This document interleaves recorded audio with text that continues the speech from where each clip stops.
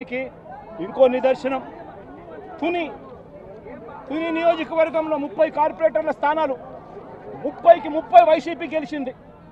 తెలుగుదేశం పార్టీకి కనీసం ఒక్కడంటే ఒక్క అభ్యర్థి కూడా లేడు. మళ్ళీ అలాంటి చోట ఎన్నికలు జరిగితే అలాంటి చోట వైస్ ప్రెసిడెన్సీని వైస్ని ఎన్నుకునే ఎన్నిక వైస్ చైర్మన్ ఎన్నుకునే ఎన్నిక జరిగితే వైసీపీకి ఎలాగో వైసీపీ వాళ్ళను దౌర్జన్యం చేసి తీసుకునే పరిస్థితి లేకపోయేసరికి తెలుగుదేశం పార్టీ వాళ్ళు ఎన్నికనే పోస్ట్ పోన్ చేశారు. అంటే వీళ్ళకి అనుకూలమైన వాతావరణం వచ్చేదాకా ఎన్నికలు జరపరు. కోర్టు పర్యవేక్షణలో ఉన్న కేసులకు సంబంధించిన పరిస్థితులు ఇవి. పాలకొండలో కూడా అంతే. వైసీపీకి అందులో 17 ఉంటే తెలుగుదేశం పార్టీకి కేవలం 3. మళ్ళీ అక్కడ వైస్ ప్రెసిడెన్సీ అన్నది వైసీపీకి రావాలన్నా తెలుగుదేశం పార్టీకి రావాలన్నా, కానీ వీళ్ళకి అనుకూలత వచ్చేదాకా పోస్ట్పోన్మెంట్లు. ఇలా ప్రతి సందర్భంలోనూ కూడా డెమోక్రసీని కూని చేస్తూ ఉన్నారు. పోలీసులను వీళ్ళు ఇష్టానుసారంగా వాడుకుంటా ఉన్నారు. నేను ఇవాళ ఒకటే చెప్తా ఉన్నా, ప్రతి పోలీసు వ్యక్తికి కూడా చెప్తా ఉన్నా, మీ టోపీ మీద ఉన్న 3 సింహాలకు కనిపించే ఆ సింహాలకు సెల్యూట్ కొట్టడం మొదలుపెట్టండి. తెలుగుదేశం పార్టీ నాయకులకు సెల్యూట్ కొట్టడం మొదలుపెట్టి వీళ్ళు చెప్పినట్టుగా చేయడం మొదలుపెట్టి అన్యాయాలు చేయడం మొదలు పెడితే మాత్రం ఎల్లకాలం తెలుగుదేశం పార్టీ ప్రభుత్వమే ఉండదు అని చెప్పి ఇవాళ ప్రతి అధికారికి కూడా నేను తెలియజేస్తా ఉన్నా.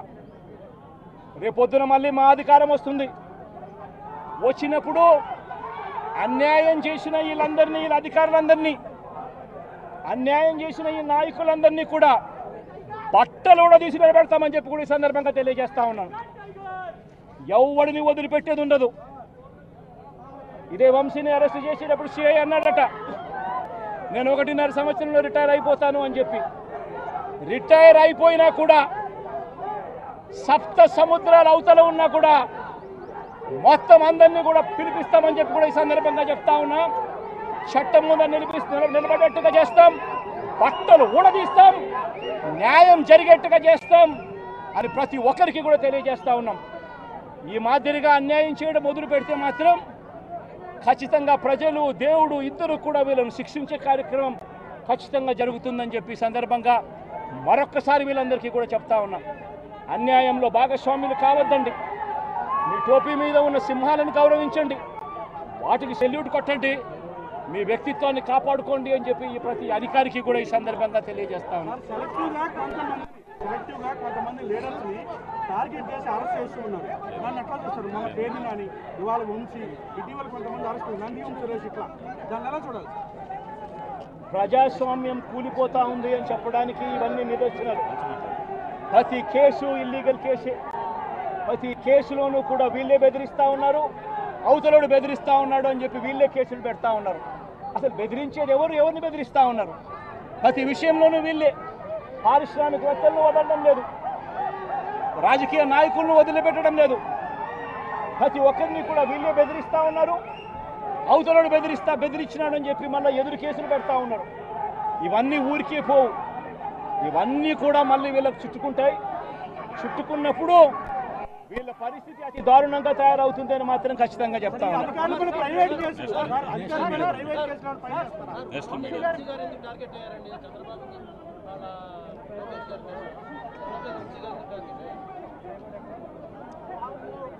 వంశీని ఎందుకు టార్గెట్ చేస్తూ ఉన్నారు అనేది చంద్రబాబు నాయుడు గారికి వంశీని చూస్తే తన సామాజిక వర్గం నుంచి ఒక వ్యక్తి ఎదుగుతున్నాడు, చంద్రబాబు నాయుడు గారి కన్నా గ్లామరస్గా ఉన్నాడు, లోకేష్ గారి కన్నా గ్లామరస్గా ఉన్నాడు, ఒక మనిషి ఎదుగుతున్నాడు అని అంటే తట్టుకోలేడు తన సామాజిక వర్గంలోనే. అందుకనే కొడాలని నేను చూసినా ఆ మనిషికి జీర్ణించుకోలేని ఆక్రోశము, వంశీని చూసినా కూడా జీర్ణించుకోలేని ఆక్రోశము. ఎందుకంటే చంద్రబాబు నాయుడు గారి కన్నా చక్కగా ఉంటారు కాబట్టి వీళ్ళిద్దరు. అవినాష్ కూడా పాపం ఎప్పుడో ఒకసారి టార్గెట్ అవుతాడు, ఎందుకంటే లోకేష్ కన్నా చక్కగా ఉన్నాడు కాబట్టి. ఇది చంద్రబాబు నాయుడు గారి మనస్తత్వం. ఆయన కొడుకు ఆ సామాజిక వర్గంలో వాళ్ళు మాత్రమే లీడర్లు. వాళ్ళకి ఎవరైనా పొరపాటున వాళ్ళకు అనుకూలంగా లేకపోతే సామాజిక వర్గం నుంచి వాళ్ళని వెలేయడము. ఇది చంద్రబాబు నాయుడు గారు, రామోజీరావు, ఆంధ్రజ్యోతి రాధాకృష్ణ, TV5 వీళ్ళు ముగ్గురు. నిజంగా ఇది ఒక మాఫియా రాజ్యం. చంద్రబాబు నాయుడు అనే వ్యక్తిని ముఖ్యమంత్రిగా చేయడం కోసం, చంద్రబాబు నాయుడు అనే వ్యక్తికి ఓట్లు వేయించడం కోసం ఒక మాఫియా సామ్రాజ్యం వీళ్ళంతా. ఆ మాఫియా సామ్రాజ్యంలో ఎవరైనా చంద్రబాబు నాయుడు గారికి వ్యతిరేకంగా వాళ్ళ సామాజిక వర్గంలో ఈ అవినాష్ కానీ, నాని కానీ, వంశీ కానీ ఇలాంటి వాళ్ళు ఎవరైనా నిలబడితే పాపం మా శంకర్రావు కానీ, మా బ్రహ్మనాయుడు కానీ